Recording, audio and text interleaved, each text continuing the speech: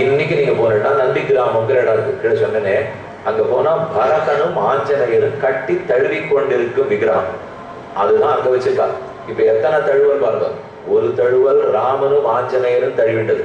இப்ப பரதனை பார்த்த உடனே நந்தி கிராமத்துலதான் அவன் நெருப்பகுதிக்கு போனான், ஆஞ்சநேயரை கட்டி தழுவிட்டு. இந்த முகத்தை பார்த்தா அப்படியே ராமனை எதிர்பார்த்துட்டு வாடி இருந்து வந்துட்டார்னு கேட்ட உடனே முகம் பிரகாசமாகும் இல்லையோ, அந்த பாவத்தை பார்த்தா பரதன் முகத்தை பார்க்கலாம். கூடவே இருந்து எல்லா காரியத்தையும் நடத்தி முடித்த பெருமிதம் அனுமான் முகத்தை பார்க்கலாம். ஏன்னா ரெண்டு பேருக்கு நேர் எதிர்பார்க்கும். கூடவே இருந்து அனுபவிச்சவர் அனுமான், எல்லா கதையும் தெரியும், ஒண்ணுமே தெரியாது பரதனுக்கு. ஆனா ராமன் ராமன் ராமன் எப்ப வருவாருங்கிற எதிர்பார்ப்பு மட்டும்தான் இருக்கு. இந்த எதிர்பார்த்து இருக்கிற முகம் அதுவும் பக்தியின் வெளிப்பாடு. அனைத்தும் கூட இருந்து நடத்தி கொடுத்திருக்கிற தெளிவு அதுவும் பக்தியின் வெளிப்பாடு. இந்த ரெண்டையும் பரத நடத்திலே அனுமான இடத்துல நமக்கு துடியாவது ராமபக்தி வரணும்னா அங்க போய் நம்ம தலையாவா திருவடியில முட்டிட்டு ஒரு தடவை சேவிச்சோம்னா வராம இருக்காது. நந்தி கிராமம் போகணும், தாராளமா எல்லாரும் நந்தி கிராமத்துக்கு போங்க, அயோத்தியில இருங்க. ராமனும் எப்படித்தான் ஆஞ்சநேயர் பரிமாறி இருக்கார், ஒருத்தருக்கு ஒருத்தர் தொடர்பு என்னங்கிறத அங்க போனா தெரிஞ்சுக்கலாம். எதுக்கு சொல்ல வந்தேன், இவ்வளவுதான் அவருக்கு மாசக்கணக்கில் வருஷக்கணக்கில் எல்லாம் ஒண்ணும் இல்லை. ஆனா பார்த்த மாத்திரத்துல ஈர்த்து விட்டார் இல்லையோ, ஏற்கனவே உள்ளத்திலேருந்து ஒரு பக்தி இருந்திருக்கு. அந்த பக்தி தற்போது வெளிப்பட்டது. அந்த பக்தி எப்ப ஏற்பட்டதுன்னா பிறந்த நாள் அன்னைக்கு ஏற்பட்டது. அந்த கதை தான் பார்க்க போறோம்.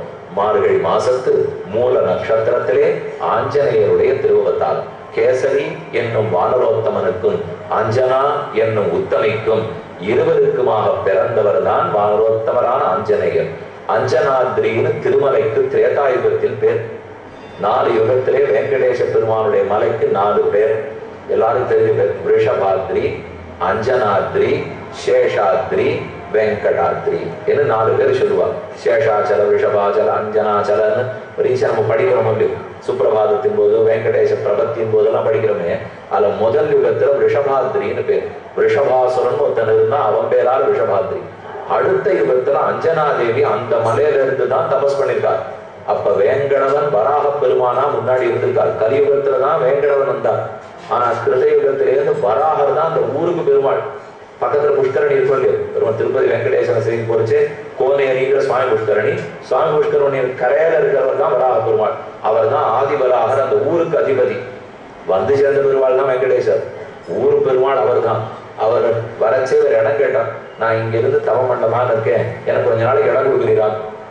இந்த இடத்த கொடுத்தா கொடுக்குறதுன்னு ஏதோ சொல்றாளுங்க, அதுதான் இப்ப நடந்திருக்காங்க.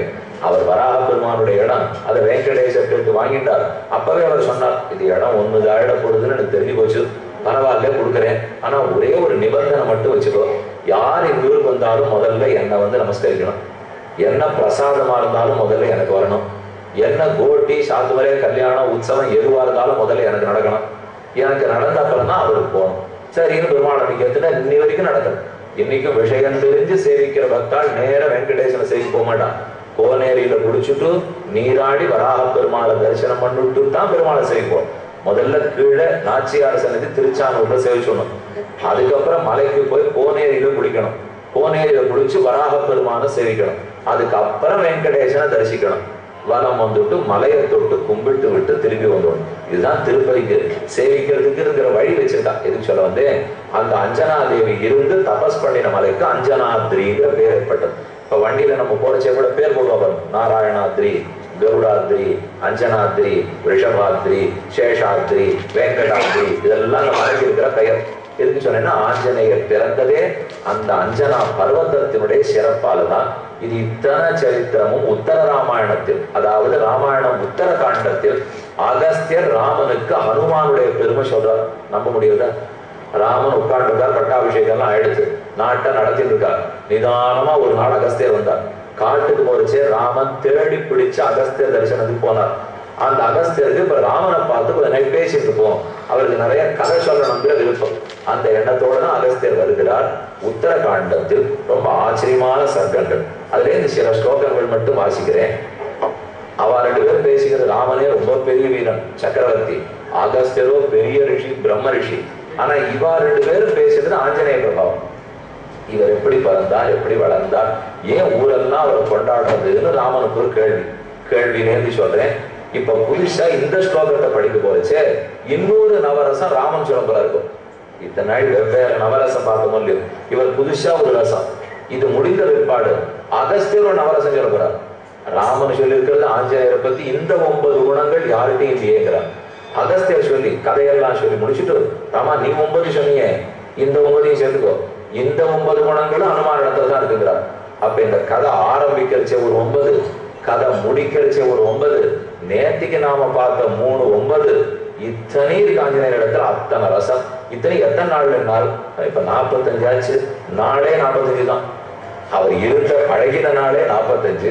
ஆனா அதற்குள்ள இத்தனை ரசத்தை வளர்த்துட்டு இருக்காரு இல்லையோ. அப்படி ததா ராம தட்சிண ஆசிரயம் முனி தட்சிணாசாஸ்திரயம் முனி பிராஞ்சலில் வினயோபேத இதமாக வச்சோத்பவது. தட்சிண தேசத்தை சார்ந்த முனிவர் அகஸ்திய முனிவர், பொதிகைமலை சாரலில் வாழ்ந்து தமிழ் வளர்த்த முனிவர். மற்ற எல்லா முனிவர்களும் வடதேசத்திலிருந்து சம்ஸ்கிருதம் வளர்த்தவர். ஆனா அகஸ்தியர் தான் தமிழ் வளர்த்த முனி, உள்ளமான முனிவர். என விந்திய மலை கிடுகிடுன்னு வளர்ந்துதான் சூரிய சந்திரர்கள் போகிறது கூட முடியாம அது தடுக்க ஆரம்பிச்சுட்டான். தேவர்கள்லாம் அகஸ்தியர் இடத்துல வந்து பிரார்த்திக்கிறார், இந்த விந்தியத்தினுடைய கொட்டத்தை அடைக்கினா தேவரேன்னு. அப்ப அவர் என்ன பண்ணார், பாண்டகனுக்கு விந்திய மலையை தாண்டினார். தாண்டினதுக்காக அது வணங்கிது, அகஸ்தியரே போராடுங்கிறதுக்காக இருந்து வணங்கிது. அப்படியே இருக்குது, நான் தாண்டி தெற்க போறேன், வடக்க வர்ற வரைக்கும் இப்படியே இருந்து போனா தெற்கே தங்கிட்டான். அப்புறம் வடக்க போவே இல்லை. அதனால வணங்கின தலை அதுக்கு நிமிரவே முடியாத படுத்துன்னு சரித்திரம். விந்திய மலையே அடக்கினவர், கடலையே குடித்தவர், வாதாபி இல்வலன் முதலானவர்கள் அழித்தவர் பெரும் ரிஷி. அந்த அகஸ்திய ரிஷி ராமனை சந்திக்கிறதுக்கு வந்திருக்கார். அதுலம் பலனே தத்வை வாலினோ ராவணஸ்ய நேதாத்யாம் ஹனுமதா சமந்த்விதி மதிர்மம. பேசிக்கிறா ஒருத்தர், ராவணன் சிறந்த பலசாலிதான், வாலி மிகச்சிறந்த பலசாலிதான். ஆனா இவர்கள் 2 பேரும் கூட ஹனுமானுடைய பலத்துக்கு சமமானவாட எனக்கு படலை. ராவணை விட வாலியை விட ஹனுமானுக்கு தான் பலம். அப்படி என்ன பலம்னால் சௌரியம். திருமணி கணக்கு வச்சுக்கணும், இன்னொரு 9 பார்த்தா அனுப்பும். சௌரியம், தாக்ஷ்யம், பலம், தைரியம், பிராஜ்ஞதா, நயசாதனம், விக்ரமஸ்ச பிரபாவஸ்ச ஹனுமதி கிருதாலய. சௌரியம், சௌரியம் சிறந்த வீரம், சௌரியம் பராக்கிரம். தாக்ஷ்யம் சாமர்த்தியம், பலம் எதையும் தூக்கக்கூடிய ஆற்றல். சௌரியம் வீரம், தாக்ஷ்யம் சட்டுன்னு முடிவெடுக்கக்கூடிய சாமர்த்தியம். இது நம்ம வாழ்க்கைக்கு ரொம்பவே பிரதானம். அதுவா யோசிச்சுட்டே இருந்து அதெல்லாம் நிறைய பிரச்சனைகள் தானே முடிஞ்சு போடும். நம்ம யோசிச்செல்லாம் முடிவு பண்ணக்கூடாது சுவாமி. உலகத்துல நிறைய விட்டு வச்சோன்னா அதுவா முடிஞ்சிருந்தா ஒன்றும் முடியாது, நம்மள முடிச்சிடும். அதனால எதுவும் யோசித்து சீக்கிரம் தான் முடிவெடுக்கணும், எடுத்த முடிவை ஒழுங்காத்தான் எடுக்கணும்.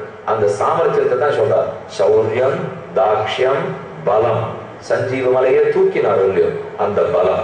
தைரியம், எடுத்தது ராவணனே உட்கார்ந்திருந்தாலும் வால்மீகி ராமாயணத்தில் இல்லாத கூட ராமச்சரித்த மானச படிச்சு பார்த்தீங்கன்னா வடதேசத்துக்கு அதுதானே துளசிதாசர் எழுதியிருக்கிற பெரிய ராமாயணம்.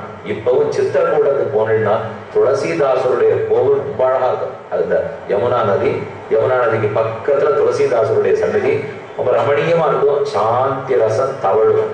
அந்த துளசிதாசர் தான் ராமச்சரித்த மானசம் எழுதினார். வடக்க ஹிந்தி பேசுற எல்லாருக்கும் அதுதான் ரொம்ப பிரமாணம். கொஞ்சம் வந்தா வால்மீகி ராமாயண பிரமாணம், அது ஆதாரமானது. அதுக்கு மேல இப்ப நாம கம்பராமாயணம் வச்சிருக்கு இல்லையா, அது போல வடக்க ராமச்சரித்த மானஸ். அதுல என்ன சொன்னார், வாழை அப்படி சுத்தி ஆசனமா ஆக்கிட்டு ராவணன் முன்னாடி உட்கார்ந்து, அடைய ராவணா உனக்கு நல்ல சொல்லிட்டு போலான்னு வந்திருக்கேன், கேட்டா கேடு, இல்ல முடிந்தே போவா. இன்னொரு துளியும் நடுக்கவில்லையே, தைரியமா பேசியிருக்கார். ஒரு தூதன் முதல்ல பயப்படவே கூடாது. தலைவன் என்ன சொல்லி அனுப்பிச்சிருக்காரோ அதை மாத்தி பேசிடக்கூடாது, காரியத்தை கொடுத்துடக்கூடாது. எல்லாமே முக்கியம். போன காரியத்தை நடத்தணும், அதோட சம்பந்தப்பட்ட மற்ற காரியத்தை நடத்திக்கலாம். முதல் கொடுத்த காரியத்தையே கெடுக்கிற அளவுக்கு வேற காரியம் பண்ணக்கூடாது. இதுதான் தூதனுக்கு இருக்கிற பிரதான லட்சணம். நாம கூட போய் பண்ணுவோம், எதையானும் பண்ணிட்டு அடிக்கிறேன் புடைக்கிறேன் முதல் காரியத்தை எடுத்துட்டு சீதையே காணும்னு அகிட்டு திரும்பி வந்துடுவோம். அப்படி பண்ணவே இல்லை.